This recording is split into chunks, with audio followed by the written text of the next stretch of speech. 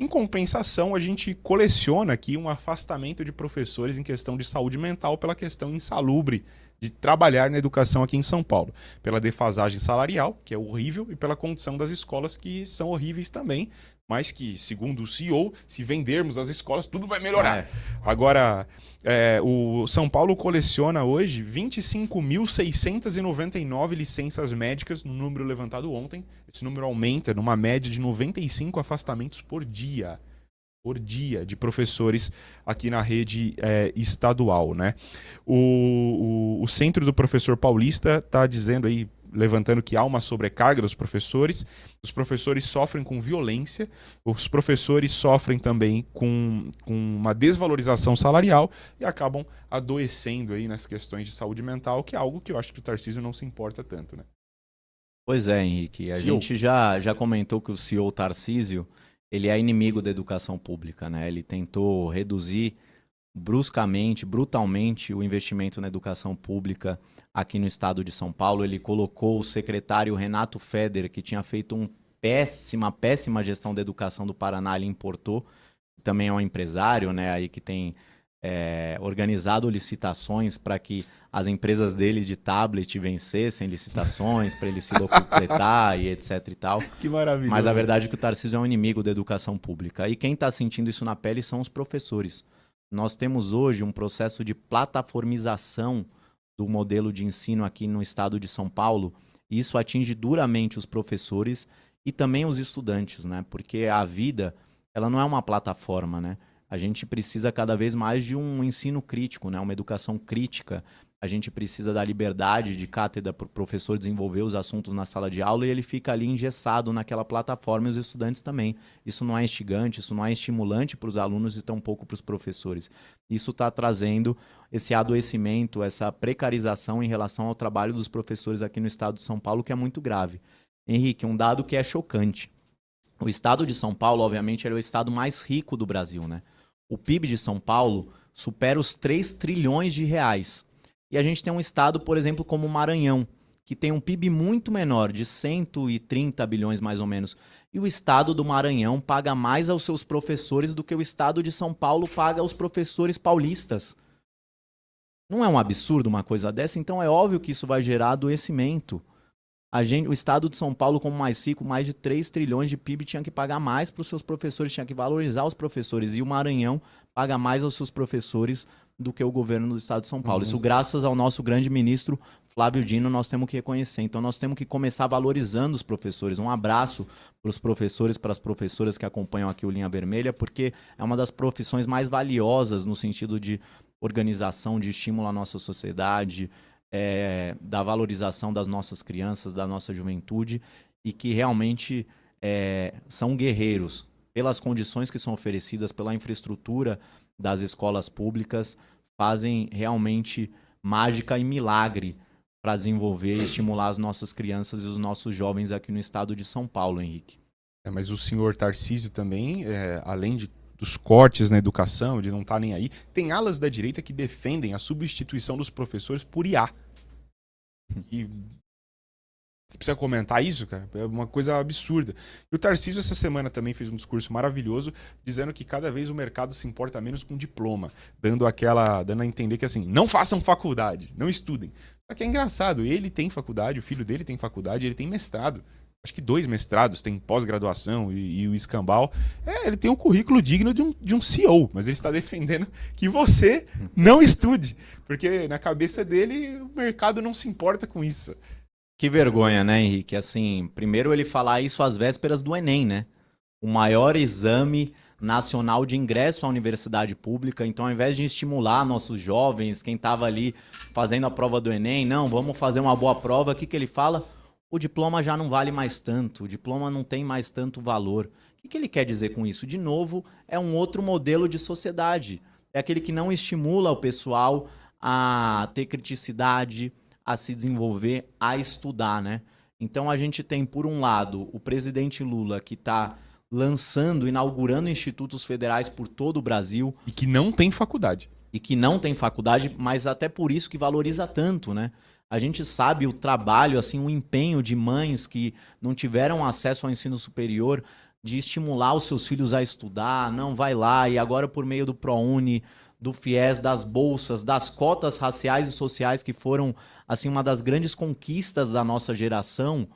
Agora a gente está democratizando o ensino superior e vem um babaca do Tarcísio e me fala isso, que o diploma não vale mais tanto no Brasil. Mas ele tem vários diplomas. Por que ele não rasga os dele? Por que ele prestou tantos concursos? Por que ele estudou tanto?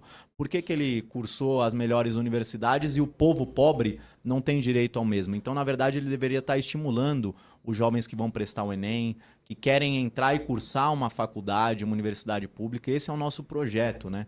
É que a juventude pobre, preta, periférica, esteja dentro das universidades produzindo ciência, pesquisando sobre o Brasil, para a gente desenvolver de fato o nosso país e que essas pessoas tenham cada vez mais acesso aos grandes postos de emprego, né?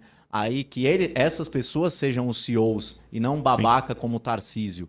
Para isso a gente precisa de mais diplomas, mais universidades públicas, mais institutos federais e precisamos, claro, de menos gestores e CEOs como o Tarcísio. Que Tarcísio, inclusive, é a prova de que, assim, o diploma, ok, legal, mas não forma caráter, né? O Tarcísio tem 1 milhão de diplomas e, cara, fala um monte de atrocidade aí, pra não falar outra coisa. O cara tem uma formação absurda, mas não tem nenhuma formação humana. O cara, poxa, a extrema-direita defende constantemente. Inclusive, até vou fazer uma pergunta pra você aqui, e acho que é interessante, eu quero saber a sua opinião. Por que você acha que a extrema-direita gosta tanto de atacar a educação em todo lugar do mundo em que ela encosta na educação? Porque a extrema-direita, ela realmente, né, Henrique, a gente tem tratado disso aqui, ela não se baseia em dados, não se baseia na ciência. Então, obviamente que quando o povo, né, se tem mais acesso à educação, tem mais acesso aos números, aos dados, à ciência, vai se afastar das teorias conspiratórias da extrema-direita, como que a Terra é plana, que a vacina não presta, que a Covid era só uma gripezinha. Então, se o povo brasileiro tem acesso a uma educação crítica, obviamente, cada vez mais o discurso da extrema-direita vai ter menos adesão. Então é uma questão de autossobrevivência. Eles têm que atacar a educação, eles têm que atacar a cultura como eles fizeram em todos esses anos aí de bolsonarismo para que o povo não tenha cada vez mais lucidez, que esse discurso deles é um discurso conspiratório, um discurso anti-ciência, um discurso obscurantista, um discurso de ódio, e é através da educação, da cultura e da política, do debate político e de formação política que a gente vai combater o bolsonarismo, esse discurso do atraso.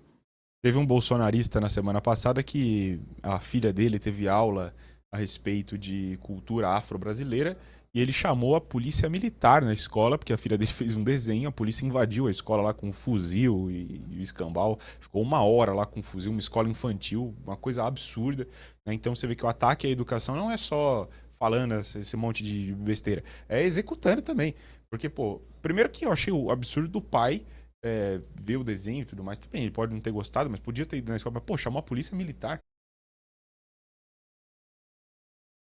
Galera, voltamos aqui. Desculpa pelos problemas técnicos, né? Acontece, estamos ao vivo, estamos montando aqui as coisas.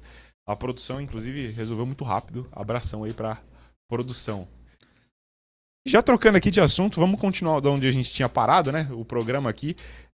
Entramos numa pesquisa. O pesquisa do Datafavela mostrou que a maioria das pessoas deixariam o crime se tivessem uma oportunidade real de mudar de vida. Coisa interessante aí, mas coisa interessante para a extrema-direita ler, né? Porque é um tipo de pesquisa que a extrema-direita provavelmente vai ver esses dados aqui e ignorar todos.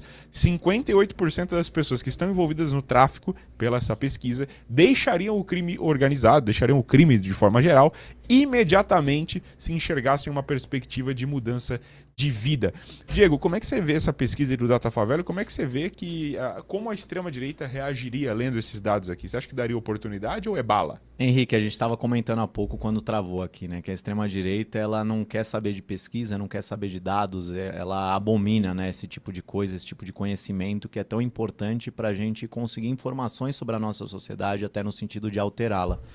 Mas eu só queria aqui deixar registrado sobre o assunto anterior que a gente estava tratando, que era da educação, né? Quando a gente teve o probleminha técnico aqui, deixar nosso mais profundo repúdio ao que ocorreu na EMEI Antônio Bento, aqui na zona oeste da cidade de São Paulo, Caxingui, e dizer o seguinte: foi mais um ato de ódio racial, de racismo, uma violência brutal.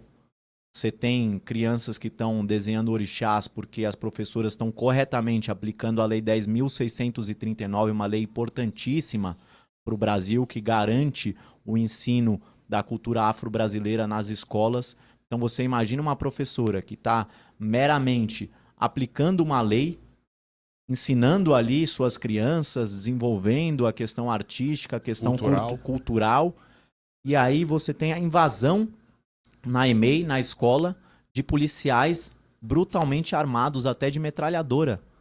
Tem como não adoecer uma professora dessa, Henrique? Como é que ela não vai adoecer?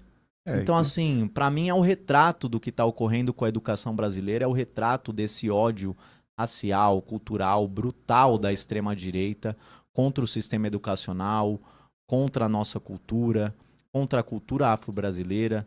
Então, realmente, nossa solidariedade, nossa força, toda a direção, coordenação, professoras, professores da EMEI Antônio Bento, das famílias, das crianças que não precisavam passar por esse trauma, e nosso repúdio a esses policiais, que eles sejam punidos, né?